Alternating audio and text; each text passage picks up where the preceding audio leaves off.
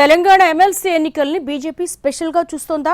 సత్తా చాటేందుకు ఇదే సరైన సమయమని భావిస్తోందా? మిగతా రాజకీయ ప్రత్యర్థుల కంటే మేమే ముందున్నామని ఏ లెక్కన అంటున్నారా పార్టీ ముఖ్యులు? మొత్తం 3కు 3 సీట్లు గెలవాలని టార్గెట్ పెట్టుకోవడం వెనుక ధైర్యం ఏంటి? అసలు ఎమ్మెల్సీ ఎన్నికల విషయమై ఏమనుకుంటోందా పార్టీ? లోక్సభ ఎన్నికల ఊపుతో ఈసారి ఎమ్మెల్సీ ఎలక్షన్స్లో కూడా దూకుడుగా ఉండాలని డిసైడ్ అయిందట తెలంగాణ బీజేపీ నాయకత్వం. మరింత అగ్రెసివ్గా వెళితేనే వర్కౌట్ అవుతుందన్న గ్రౌండ్ రిపోర్ట్తో క్యాడర్ను సమాయత్తం చేస్తున్నట్టు తెలుస్తోంది.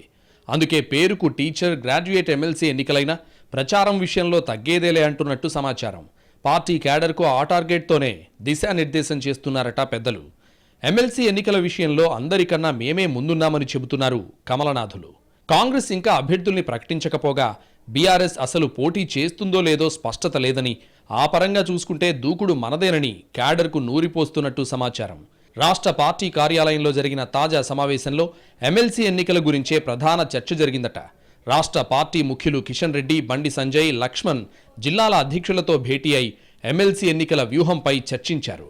3 ఎమ్మెల్సీ స్థానాలు రాష్ట్రంలో 70% ఏరియాని కవర్ చేస్తాయని, వీటిలో సత్తా చాటడం ద్వారా తాము ప్రత్యామ్నాయ శక్తిగా ఎదుగుతున్నామని చెప్పే అవకాశం దొరుకుతుందని కాషాయ పెద్దలు భావిస్తున్నట్టు సమాచారం.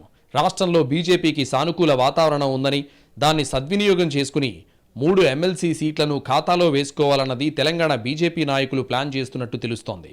ఎమ్మెల్సీ ఎన్నికల కోసం పూర్తిస్థాయి కమిటీలు ఏర్పాటు చేసుకోవడంతో పాటు బూత్, అసెంబ్లీ, జిల్లా స్థాయిలో సమన్వయ కమిటీలను నియమించుకుని ఎప్పటికప్పుడు పర్యవేక్షించుకోవాలని తాజా మీటింగ్లో నిర్ణయించినట్టు సమాచారం. మండలి ఎన్నికల్ని గెలవడం ద్వారా మనమేంటో చూపిద్దామంటూ జిల్లా అధ్యక్షుల్ని కూడా సిద్ధం చేసి పంపారట రాష్ట్ర పార్టీ పెద్దలు. ఓటర్స్ పరిమితంగానే ఉంటారు కాబట్టి నేరుగా కలవాలని, పోలింగ్ బూత్ స్థాయిలో పని విభజన చేసుకోవాలని నిర్ణయించడంతో పాటు త్వరలో జిల్లా, అసెంబ్లీ వారీగా వర్క్షాప్ నిర్వహించాలని డిసైడ్ అయినట్టు తెలిసిందే. ఒక్కో ఎమ్మెల్సీ స్థానానికి రాష్ట్ర పార్టీ నుంచి 3 సమన్వయకర్తలుగా నియమించారు. అలాగే ఎన్నికలు జరిగే జిల్లాల్లో జిల్లాకో ఇన్ఛార్జిని కూడా ఫైనల్ చేశారు. ఇలా ఎక్కడికక్కడ జాగ్రత్తలు తీసుకుంటూ ఎట్టి పరిస్థితుల్లో ఎమ్మెల్సీ సీట్లు గెలిచేలా ప్లాన్ చేస్తోందట తెలంగాణ బీజేపీ. ఓటర్లంతా 100% చదువుకున్నవారే, ఆలోచించగలిగిన వాళ్లే కాబట్టి అది మాకు లాభిస్తుందన్నది కమలనాథుల అభిప్రాయంగా తెలుస్తోంది.